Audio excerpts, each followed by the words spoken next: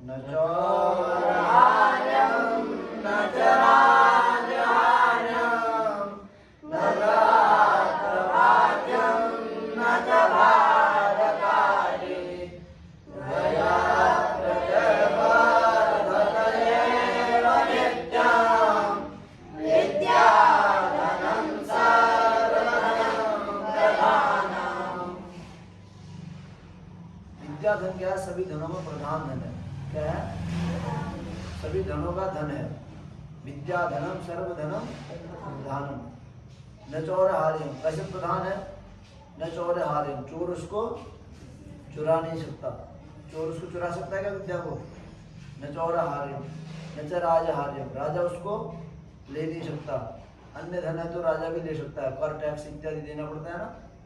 विद्या में ऐसा नहीं है।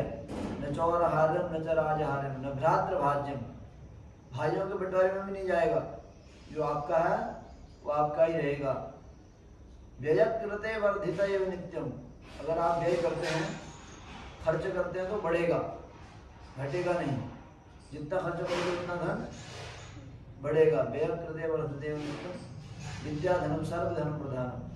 इसलिए विद्याधन को क्या कहा? सब धनों में प्रधान धन कहा। अब जब आप विद्या को अध्ययन करते हैं तो विद्या आपको क्या देती है? विद्या ददाति विनयम। विद्या को जब आप अध्ययन करते हैं तो विद्या आपको विनय और शील गुणों से संपन्न कर देती है। देखो, विद्या अध्ययन का करने का मतलब ये नहीं है कि आपको खाली किताब पढ़ देना है। विद्या अध्ययन का मतलब है आपको किताबों के साथ साथ जीवन में रहने का, खान पीन का, आहार व्यवहार का, कैसे लोगों के साथ संयोग बैठाना है, कैसे वार्तालाप करना है, कैसे व्यवहार बनाना है, ये सब ज्ञान भी होना चाहिए। एक अच्छे विद्यार्थी के क्या गुण हैं? पाकत चेष्टा, श्वान निद्रा, अल्पाहारी गृह त्यागी, ये पंच लक्षणम। एक अच्छे विद्यार्थी का लक्षण होता है काकत चेष्टा, कौवे की जैसी चेष्टा होनी चाहिए। कहीं से भी कुछ मिले तुरंत संग्रह करना है, तुरंत ज्ञान को संग्रह करना है। काकत चेष्टा, बहुत ध्यान। ध्यान कैसा बना? बगुले के जैसा। कोई विषय बता रहे हैं, कोई विषय समझ रहे हैं तो कैसे ध्यान एकाग्र होना? पूरा बगुला, बगुला देखा है ना, मछली पकड़ता है कैसे ध्यान एकाग्र किया रहता है पानी में। काकत चेष्टा, बहुत ध्यान। श्वान निद्रा, निद्रा कैसी होनी है? कुत्ते की जैसे। कुत्ते को देखा कितनी जल्दी जग जाता है, एकदम चौकन्ना रहता है, थोड़ा सा आवाज भी फट से जग गया। श्वान निद्रा। अल्पाहारी गृह त्यागी। अल्पाहारी, अल्पाहारी का मतलब क्या? एकदम ठूस ठूस के नहीं खाना है, मतलब खाने के लिए नहीं जीना है, जीने के लिए खाना है। इसका मतलब ये नहीं कि आपको भोजन त्याग कर देना है, पर जीने के लिए खाना है, खाने के लिए नहीं जीना है। जैसे कुछ लोग होते हैं ना, खाने के लिए ही जीते हैं, भोजन ही भोजन पाना है, भोजन ही भोजन पाना है, ठूस ठूस के, ठूस ठूस के। क्यों ऐसा क्यों कहा अल्पाहारी? क्योंकि अगर भोजन बहुत अधिक हो जाएगा, अत्यधिक हो जाएगा तो आलस्य आएगा शरीर में। आएगा कि नहीं आएगा? शरीर में आलस्य आएगा तो फिर आप पढ़ नहीं पाओगे। इसलिए कहा अल्पाहारी, ग्रह त्यागी। और पांचवा लक्षण क्या कहा? घर का त्याग करना है। घर का त्याग करने का मतलब क्या है? अगर घर में रहेंगे तो माँ बहन भाई इनमें आसक्ति रहेगी, बुद्धि वहाँ भी जाएगी ना। जब उनसे दूर रहेंगे तो केवल पढ़ाई में ध्यान रहेगा, केवल और केवल पढ़ाई। तब ये विद्यार्थी के पास अच्छे लक्षण बताएगी। विद्यार्थी पंच लक्षण। विद्यार्थी को हर हमेशा अपने वस्त्र साफ होने चाहिए, वस्त्र साफ वस्त्र होने चाहिए। विद्यार्थी के हर किसी के होने चाहिए। कहा कुचेलिनम दंत मलोपधारिणम, ये कुचेल वस्त्र दंतों में मल धारण करने वाले से लक्ष्मी माता ऐसे रुष्ट होते हैं जैसे विष्णु भगवान स्वयं विष्णु भी हैं। सूर्योदय चास्ति विदेशयानम विमुंचति श्री यदि पाठ चक्रपाणि विष्णु।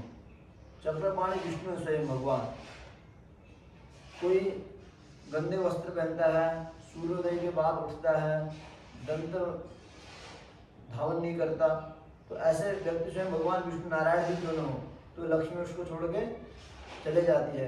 कुचेलिनम दंत मलोपधारिणम वहासुरम निष्ठुर भाषणम। निष्ठुर भाषण, असत्य भाषण बोलता है, कठोर वाणी में बोलता है। सूर्योदय चास्ति मिते शयानम, सूर्योदय हो गया फिर भी सोया रहता है। विमंचत श्री यदि पांच चक्रपाणी विष्णु हो, श्री जो है नष्ट हो जाते हैं, श्री चक्रपाणी विष्णु भगवान नारायण भी हो तो कभी भी सूर्योदय के साथ ही जग जाना है। सूर्योदय के साथ क्या होना है? प्रातः ब्रह्म मुहूर्त में जग जाना है। 4 से 5 बजे के बीच का जो ब्रह्म मुहूर्त होता है उसमें जग जाना है। फिर अपना दंत धावन, शौच इत्यादि क्रिया, स्नान इत्यादि सूर्योदय होते होते सब कुछ हो जाना है। सूर्योदय के साथ जो संध्या का टाइम होता है उस संध्या हो जानी है। ऐसा होने से क्या, आपका मन भी पवित्र होगा, आपके विचार भी पवित्र होंगे, आपकी वाणी भी पवित्र होगी, आपका आचरण भी पवित्र होगा, आपकी बुद्धि में भी जो है पॉजिटिव एनर्जी का संचार होगा, सकारात्मक ऊर्जा का क्या होगा? संचार होगा। हम जो भी कार्य कर रहे हैं ना वो एक ऊर्जा से कर रहे हैं। आपके अंदर है कि ऊर्जा है कि नहीं है? ऊर्जा होगी तो ही कार्य होगा, यानी आपके अंदर उस कार्य को करने की शक्ति होगी, सामर्थ्यता होगी तो ही कार्य होगा। अगर आज प्रियांशु दूर से आया और इसके अगर शरीर थक जाएगा, बैठने की क्षमता नहीं होगी, ऊर्जा नहीं होगी, कुछ कर पाएगा? नहीं कर पाएगा। तो हमारा शरीर एक ऊर्जा से काम कर रहा है, उसको हम ऊर्जा को क्या बोलते हैं? सकारात्मक ऊर्जा। 2 प्रकार की ऊर्जा है, एक नकारात्मक ऊर्जा और एक सकारात्मक ऊर्जा। हम जो कार्य कर रहे हैं वो सकारात्मक ऊर्जा को बढ़ा रहा है।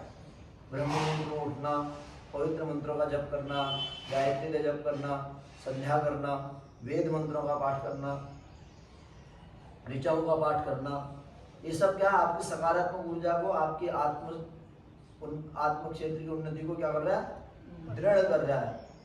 और उसके विपरीत दिशा में यदि आप लेट 8-9 बजे उठ रहे हैं, कोई खाने पीने का रूटीन नहीं है, पूरा एकदम ऐसा नकारात्मक पूरा भरा हुआ है जीवन में, तो फिर क्या हो रहा है? फिर आप नकारात्मकता की ओर ही घिरा जा रहे हैं। फिर आपका हर जगह से नकारात्मक ऊर्जा ही चालू हो रही है। फिर आप सोए हैं तो सोए ही हैं, कोई मतलब नहीं है जीवन से, जिस कारण लगे उसे, इसको भी बीमार की स्थिति बोल देते हैं। क्या बोलते हैं? बीमार की स्थिति बोल देते हैं। तो ऊर्जाएं 2 प्रकार की हैं, नकारात्मक और एक सकारात्मक। तो हमको नकारात्मक ऊर्जा से बचना है सदैव। रोग बीमार इत्यादि कभी नहीं होना है, स्वस्थ रहना है। स्वस्थ वो व्यक्ति रहेगा जो ब्रह्म मुहूर्त में जग रहा है, सुबह उठ के पानी पी रहा है, योगासन प्राणायाम कर रहा है, ध्यान धारणा में हो, वो अपने आप स्वस्थ हो जाएगा। कितनी पुरानी बीमारी हो तो भी स्वस्थ हो जाएगा। और प्रातः संध्या का हमने कहा था, उत्तमा तारको पीता, मध्यमा लुप्त तारका, अधमा सूर्य सहिता, प्रातः संध्या त्रिधा स्मृता। प्रातः संध्या को 3 भागों में बांटा। उत्तमा तारको पीता, उत्तम संध्या कौन सी है? जो तारों सहित है, जिसमें आकाश में तारे भी दिख रहे हैं और उजाला भी हो रहा है, उत्तमा तारको पीता। मध्यमा लुप्त तारका, मध्यम कौन सी है? जिसमें तारे लुप्त हो गए हैं, सूर्योदय होने वाला है। अधमा सूर्य सहिता, अधम संध्या कौन सी है? सूर्योदय के बाद जो संध्या करते हैं वो कौन सी संध्या है? अधम है, 3 गति। ऐसे ही सायं की भी है और ऐसे मध्याह्न की भी है। जो समय से किया हुआ है तो उसका फल अच्छा होता है। मान लो चैत वैशाख की फसल है, जो फसल काटने होता है गेहूं, चैत वैशाख में गेहूं काटते हैं ना, अब इस टाइम में गेहूं बोएंगे तो गेहूं होगा क्या? नहीं होगा। चैत वैशाख में अगर कोई गेहूं बोए, गेहूं होगा? नहीं होगा। जब गेहूं को बोना है उसी टाइम में बोओगे तो हो जाएगा, होगा कि नहीं होगा? ऐसे ही जब जिस चीज का समय होता है तब उस चीज को कर लोगे तो वो फायदेमंद हो जाएगा, और जब जिस चीज का समय नहीं है तब उसको करोगे तो उसका कोई फायदा नहीं होगा। इसलिए समय का बहुत महत्वपूर्ण योगदान है जीवन में। जीवन में भी ऐसा ही है। जब अभी आपका विद्यार्थी प्रथमे नार्जितम विद्या, हमने एक श्लोक पढ़ा था, प्रथमे नार्जितम विद्या, द्वितीय नार्जितम धनम, तृतीय नार्जितम पुण्यम, चतुर्थम किम करिष्यति। प्रथम अवस्था किस चीज की है? विद्या अध्ययन की है। द्वितीय नार्जितम धनम, द्वितीय अवस्था किसकी है? धन की। तृतीय नार्जितम पुण्यम, तृतीय अवस्था किसकी है? और चतुर्थम किम करिष्यति, चतुर्थ अवस्था में तो कुछ करने के योग्य रहता ही नहीं है। बुढ़ापे में तो क्या होता है? कुछ नहीं होता, अपनी शुद्ध बुद्धि नहीं रहती है तो और क्या करेगा? 3 अवस्थाएं हैं, 3 अवस्थाओं में कुछ कार्य हो सकता है। तो अभी आप लोगों की कौन सी अवस्था है? प्रथम अवस्था है, ब्रह्मचर्य विद्यार्थी की अवस्था है। तो खूब पढ़ना है, खूब पढ़ लिख के सर्वश्रेष्ठ विद्वान बनना है। एक विषय का विद्वान नहीं बनना, सारे विषयों का विद्वान बनना है। वेद भी आनी है, वेदांग भी आने हैं, व्याकरण भी आनी है, भागवत, ज्योतिष और चारों वेदों के कुछ कुछ मंत्र आने हैं। ऋग्वेद तो आपकी संहिता पूरी लगनी है, ऋग्वेद का तो पद क्रम घन सहित पूरा संहिता पाठ होना है। बाकी जो ग्रंथ हैं उनका भी अध्ययन होना है।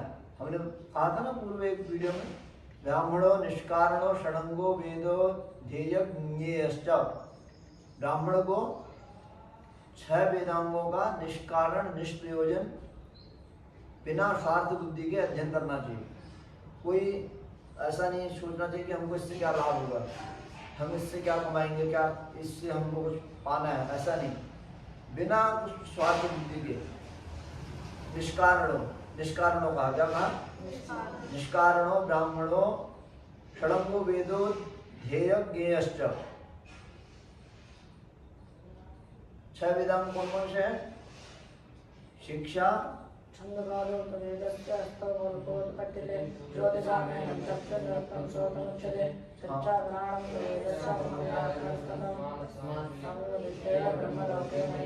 शिक्षा, कल्प, व्याकरण, निरुक्त, छंद, ज्योतिष, ये क्या है? 6 वेदांग हैं।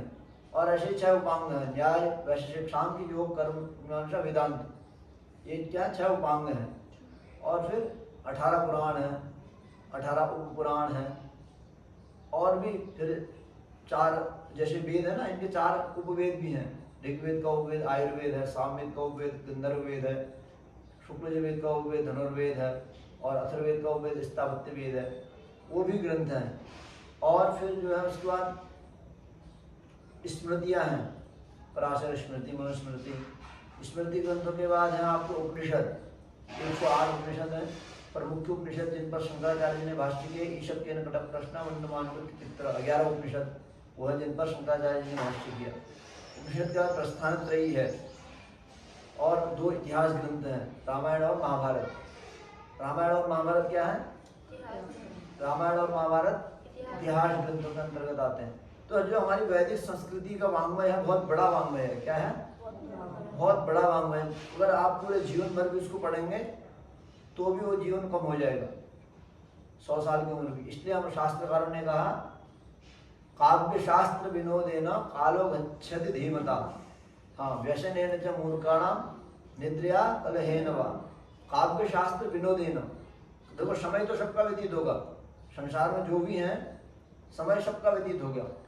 काव्य शास्त्र विनोदेन कालो गच्छति धीमताम, जो विद्वान है, श्रेष्ठ व्यक्ति है, उनका क्या है? पढ़ने लिखने, संसार में सबसे मधुर व्यवहार करने इत्यादि में समय जाएगा। काव्य शास्त्र विनोदेन कालो गच्छति धीमताम व्यसनेन च मूर्खाणाम, जो मूर्ख होंगे वो व्यसन करेंगे, निद्रा करेंगे, सोएंगे, निद्रया कलह, लड़ाई करेंगे, निद्रया कलहेन वा, व्यसनेन च मूर्खाणाम निद्रया कलहेन वा। तो इस प्रकार से समय व्यतीत होगा। तो हम लोगों को कौन सा मार्ग लेना है?